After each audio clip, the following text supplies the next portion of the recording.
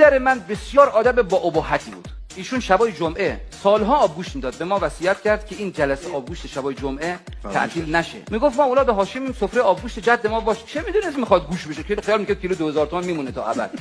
ما ازدواج کردیم، به سفره آبگوشت وصیت پدر موندیم. ولی آقای رسالت نذاشتم تعطیل بشه. حتی یک نفر شب جمعه میومد این آبگوشت رو درست می‌کردیم. گوشتتون چیه حاجی؟ گوشت گوسفند میدیم. الان خدا میدونه به جایی میرسید که میرفتم تو قصابی میگفتم 1 کیلو قلوه‌گاه مثلا نیم کیلو که این آبگوشت تعطیل نشه. الان در قم در مؤسسه خودمون حسینی اهل البیت هر شب جمعه 300 نفر 400 نفر میان آبگوشت میخورن. با نیم کیلو گوشت داره. ماه رمضان تعطیله. آبگوشت خاصیتی داره که کم نمیاد. مشهد که عاشق محمد تقی رفته بودین آبگوشت میداد، من مسئول شیر آب بودم. میومد دنده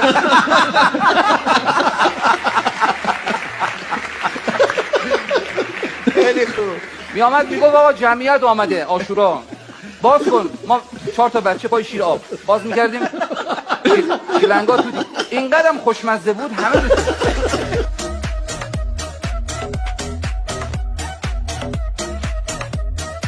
آقا من برای اولین بار بلند شدم رفتم تهران، پولامو جمع کرده بودیم 60000 تومان، رفتم اونجا همش مهمان خواهرزاده خودم بودم تهران و اینا. روز آخر دیدم خرجی نشد، 50 تومان تمام 55000 تومان خیلیه اضافه اومده. بهش گفتم منو ببر تهران یه کچلوار بگیرم خواستگاری برن. برداشت ما رو برد بورس کچلواریا، پیاده کرد گفت همین راسته همه کچلواره. من اولین مغازه این ویترین رو نگاه کردم دیدم 45000 تومان آدم میده به کچلوار. گفتم حالا ما که اینقدر بی عقل نیستیم بخوام اینقدر پول به کچلوار 50 تومان دارم بدم همش کچلوار، ولی برم تو بگم یه تن بزنم ببینم این کچلوار مثلا 45000 تومانی چجوری. رفتم همون گرونترینش که 45000 تومان بود، بهش گفتم آقا میشه اینو پرو کنیم. اینو پوشیدم آقا یادم نمیده چه آستری داشت، بی خود نیست، هر چیزی گرونی میگن بی علت نیست. زیر رو شد قیافه ما. گفتم بابا این قیافه کجا، اون قیافه مرد حسابی پول میخوای چیکار کنی؟ پول شرکت کرده در توف به مال دنیا.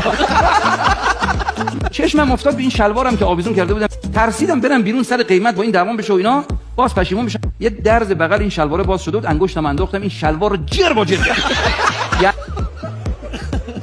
رفتم گفتم آقا ام بفرمایید فقط سریعتر چون من پرواز دارم. الکی گفتم جو چون پرواز داره میخواد سریعتر حساب کنید. یه نگاهی کرد گفت که 50 تومانش هم ندین 400000 تومان سر رفت. من ذهنم رفت تو اتاق پرو. الان میخندین ولی نمیدونین وقتی این پیله کرده بود درش بیار.